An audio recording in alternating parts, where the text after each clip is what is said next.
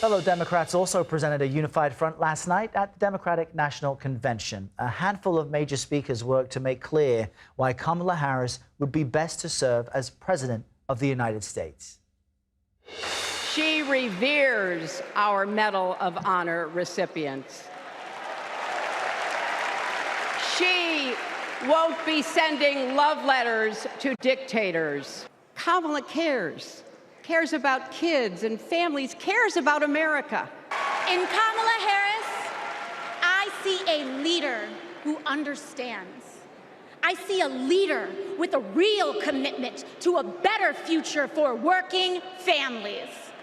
On one side, we have Kamala Harris and Tim Walz, who have stood shoulder to shoulder with the working class. So for us in the labor movement, it's real simple. Kamala Harris is one of us. She's a fighter for the working class.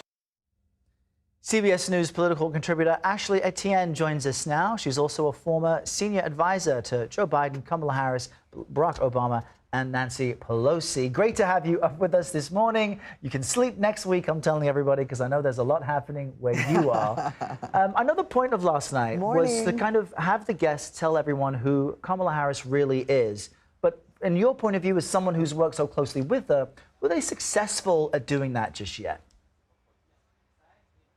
Absolutely. I think there's one thing to keep in mind is that unpacking and defining who Kamala Harris isn't going to stop tonight. That's going to be a thread throughout this entire convention and even beyond. But here's the thing I can tell you, what I really appreciated about what not just the speakers brought, but even her childhood friend who stepped on the stage last night. They talked about how Kamala Harris sees people. And that's what I witnessed when I worked for her in those rooms. She has an ability to really understand, sympathize, empathize, and have compassion for and a heart for the people. And it's primarily because of who she is, her own background. That's also what was unpacked last night, that she grew up in a middle-class family. She's a child of immigrants. She worked her way through college as a prosecutor, the people's prosecutor, as I like to describe her, who's gone after corporate greed on behalf of the American people. That was a story that was told last night, and that's the Kamala Harris I know. And it's interesting because current President Joe Biden spoke last night. You've got former President Barack Obama scheduled to speak tonight, and former First Lady Michelle Obama. What are you hearing from sources about how Biden's team feel his speech went? He's not known as a massive orator, and he did stumble a bit last night. What's the reaction? Well, I mean, I think everyone was very pleased with his performance last night. I mean, his main objective was to tell the arc of his legacy, and I think he did just that. And to frame up the challenges before America and the threat that Donald Trump poses to the very essence and the fabric and the foundation of who we are, including American democracy. So, you know, he laid out what he was able to accomplish. We were in the middle of COVID. He brought us out of COVID, rebuilt the economy to the strongest in the world, did really big bipartisan bills and successes from guns to infrastructure. I mean, really incredible work. And the reason why it was so important for him to lay that out and to lay it out to the extent to which he did last night, I think the speech was about an hour long, is because his legacy is her legacy.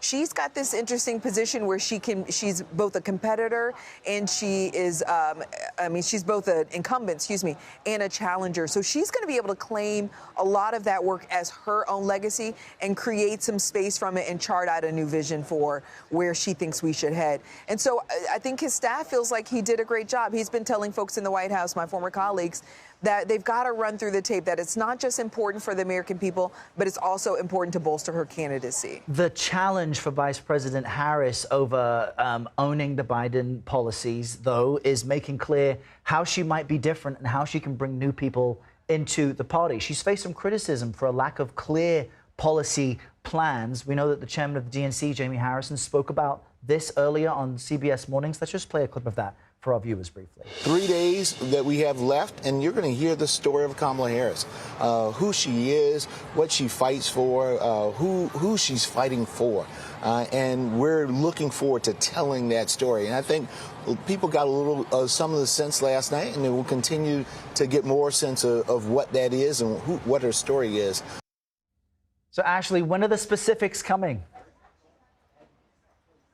Well, she just rolled out an economic strategy. I believe it was just last week. So just in the past 5 days, she's rolled out a robust plan that builds on the success that we've already seen with the Biden-Harris administration. She rolled out middle-class tax cuts, the child tax credit.